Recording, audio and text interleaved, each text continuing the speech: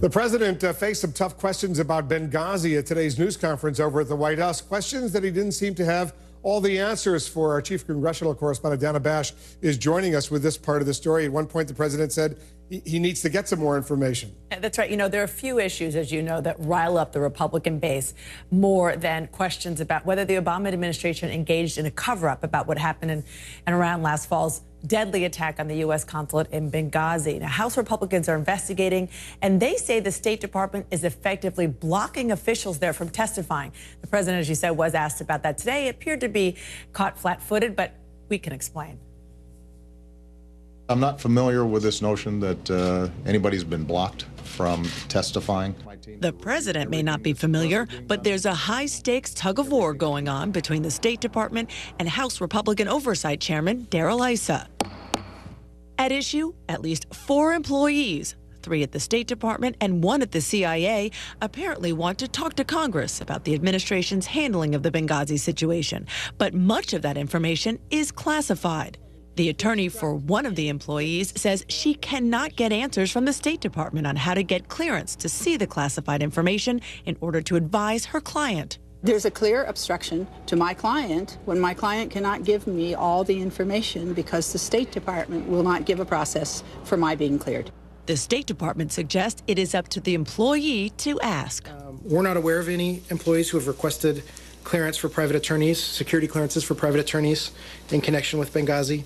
But veteran Republican lawyer Victoria Toensing argues her client is afraid to ask and shouldn't have to. I have to protect my client, and I'm not going to let my client go to the people in the State Department and expose herself or himself without my being able to be with that person. And if I'm not cleared, I can't be with that person. So it's a chicken or an egg? It's a chicken or an egg, and the State Department's playing games with that kind of language.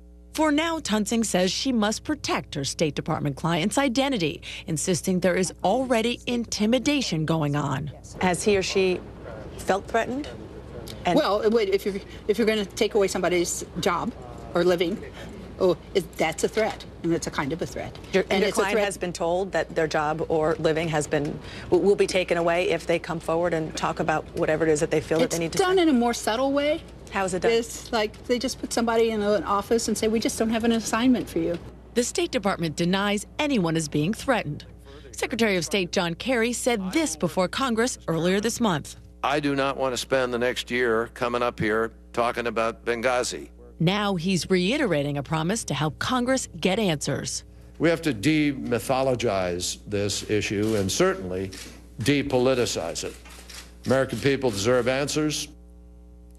Now, the House Oversight Chairman Darrell Issa plans to hold public hearings in the next few weeks, and he's hoping to have one or more of these employees, who he calls whistleblowers, come and testify. And Toensing told me her State Department employee client wants to testify, but says that won't happen unless she, as the lawyer, can fully advise her client. And of course, she says that includes advise about classified information that she just doesn't have access to. Because there are ways that lawyers can get the classified background checks in order to represent these kinds of clients. That's exactly right. And what she said to me today is that she just wants to know what the process is. She says she's relying on the House Republican Chairman Darrell Issa to get that information, and he says that he has not gotten answers from several letters that he sent to the State Department asking for the process. She's a former official of the Justice Department, so I assume she would get that classification. All right, thanks very much, Thank you. Dana, for that report. Keep us up to speed.